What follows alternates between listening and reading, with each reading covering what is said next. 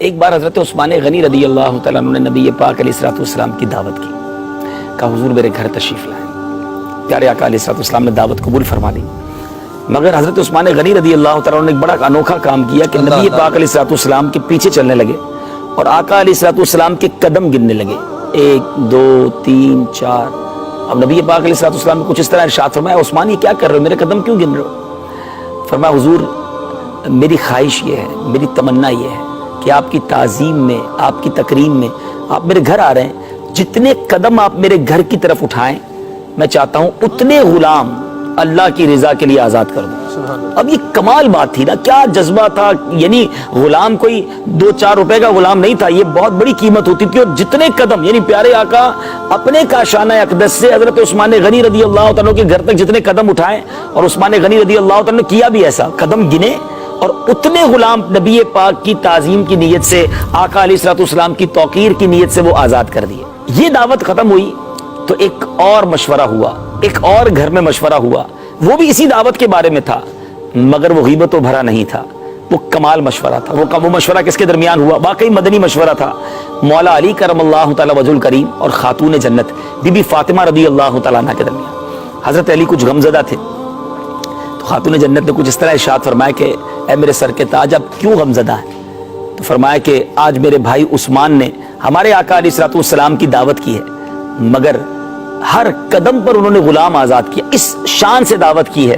مگر ہمارے پاس تو اتنا مال نہیں ہے، اتنے اسباب نہیں ہے کہ ہم نبی پاک علیہ السلام کی ایسی دعوت کر سکیں۔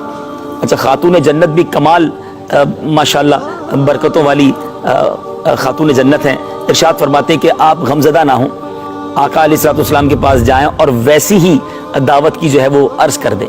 اچھا، حضرت مولا علی کرم اللہ تعالی وجہ الکریم جانتے تھے کہ گھر میں کھانے کو پورا نہیں ہوتا تو غلام کہاں سے اتنے سارے آزاد کریں گے، مگر چونکہ نبی پاک کی شہزادی نے فرمایا تھا تو مولا علی کرم اللہ تعالی وجہ الکریم نے پیارے آقا سے جا کر عرض کر دی کہ حضور میرے گھر بھی دعوت کو تشریف لائیں۔ پیارے آقا علیہ السلام نے دعوت بھی قبول کی اور صحابہ کرام کی کثیر جماعت کو کہا چلو علی کے گھر دعوت ہے۔ اللہ اللہ اللہ۔ اچھا، اب مولا علی کے گھر میں بہت سارے صحابہ آ گئے۔ اچھا، حقیقت یہ تھی کہ غلام آزاد کرنا تو دور کی بات ہے، اس دن کھانے کو بھی گھر میں کچھ نہیں تھا۔ خاتون جنت رضی اللہ تعالیٰ عنہ نے کیا کیا، برتن چولہے پہ رکھے اور خود سجدے میں چلی گئی، اللہ کی بارگاہ میں عرض کی کہ اے اللہ تیری بندی فاطمہ نے تیرے حبیب علیہ السلام کی دعوت کی ہے، اے اللہ میری لاج اب تیرے ہاتھ ہے، تیرے حبیب اپنے صحابہ کے ساتھ میرے گھر آ گئے ہیں۔ میٹھے اسلامی بھائیوں، بی بی فاطمہ خاتون جنت نبی پاک کی شہزادی کا وہ سجدہ، وہ دعا ایسی قبول ہوئی کہ ان برتنوں میں جنتی کھانا بھر دیا گیا۔ اللہ اللہ اللہ۔ اچھا، اب کھانا سرو ہوا،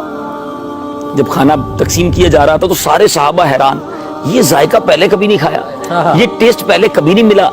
تو نبی پاک علیہ السلام تو غیب بتانے والے آقا ہیں، جب دیکھا کہ صحابہ سارے تعجب میں ہیں تو پیارے آقا علیہ السلام نے کچھ اس طرح ارشاد فرمایا کہ تمہیں پتہ ہی کھانا کہاں سے آیا ہے، لذت جو کھا رہے ہو کہاں سے آیا ہے؟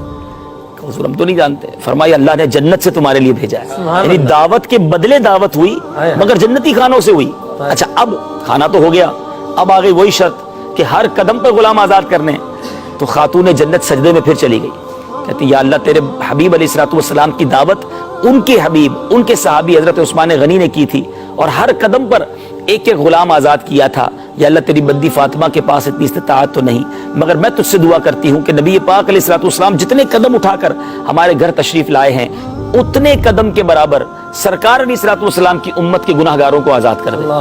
جبریل امین حاضر ہوئے نبی پاک علیہ السلام کے پاس آ کر عرض کرتے ہیں یا رسول اللہ صلی اللہ علیہ وسلم، اللہ تبارک و تعالیٰ نے خاتون جنت کی یہ دعا ایسی قبول کی ہے کہ آپ جتنے قدم اٹھا کر مولا علی کے گھر تک آئے ہیں اتنے قدموں کے مطابق ہر قدم پر 1,000 آپ کی امت کے گناہگار رب نے جہنم سے آزاد کر دیا۔ سبحان اللہ۔ اب یہ کمپٹیشن بھی تھا تو کیسا تھا، یہ مقابلہ تھا تو تعظیم مصطفیٰ میں مقابلہ تھا نا، قربانی دینے میں مقابلہ تھا، نیکیوں میں مقابلہ تھا۔ اور مجھے تو اس واقعے سے ایک اور خوبصورت بات سمجھ یہ آ رہی ہے کہ خاندان نبوت کا امت رسول سے پیار دیکھیں